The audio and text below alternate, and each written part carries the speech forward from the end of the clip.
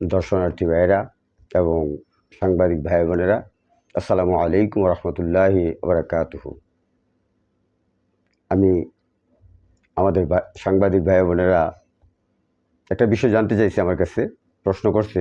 সেটা হচ্ছে যে এখন বাংলাদেশের এই রাজনৈতিক প্রেক্ষাপটে নির্বাচন কমিশনে একটা তদন্ত কমিশন চলতেছে, এটাকে আমি কোন দৃষ্টিতে দেখি, বা আদৌ এই তদন্ত কমিশন সফল হতে পারবে কি না, সংস্কার করতে পারবে কি না, পরিবর্তন করতে পারবে কি না।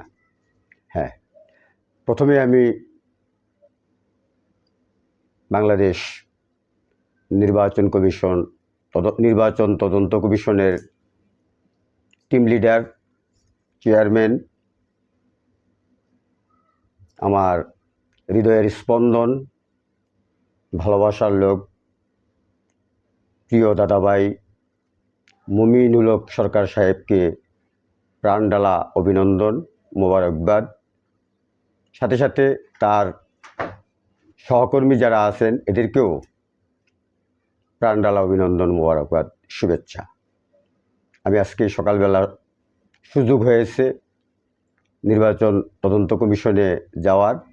সেখানে গিয়ে আমি যা দেখতে পেয়েছি, এবং নির্বাচন তদন্ত কমিশন কমিটির যিনি চেয়ারম্যান বা টিম লিডার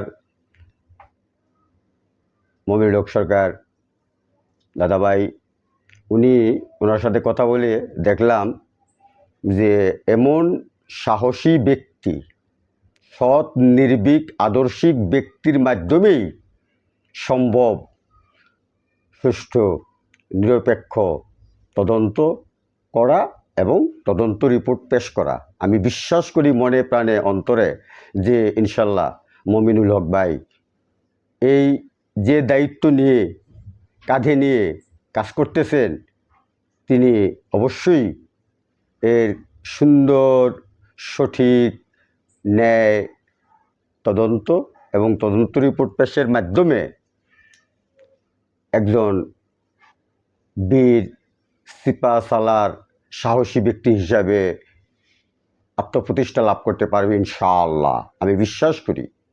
কারণ উনি একজন ন্যায়পরায়ণ ব্যক্তি, সৎ ব্যক্তি, আদর্শিক ব্যক্তি, এবং ওনার যে সিস্টেম পদ্ধতি, এই নির্বাচন কমিশনের নির্বাচন তদন্তের অতীতের যে 3টা নির্বাচন হইল, এই নির্বাচনের জন্য যে বিভিন্ন স্তরের লোকেরা নির্বাচনে কি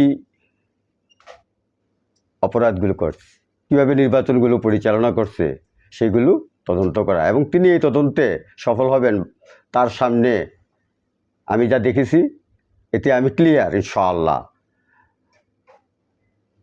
সরকার ভাই সুন্দর, সঠিক এবং সাহসিকতার পরিচয় দিতে পারবেন এবং ভালোভাবে তদন্ত করে তদন্ত রিপোর্ট পেশ করতে পারবেন। আমি এবং আপনারা, আমরা যারা আছি, সকলে মিলে এই প্রাণপ্রিয় টিম লিডার তদন্ত কমিশনের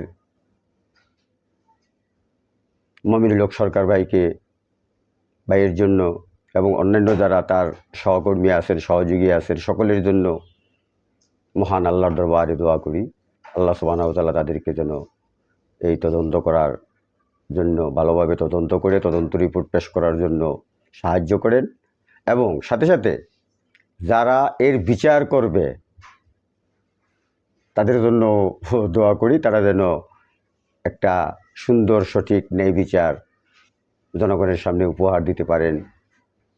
আল্লাহ সুবহানাহু ওয়া তাআলা সকলকে তৌফিক দান করুক, আমিন। আসসালামু আলাইকুম রহমতুল্লাহ।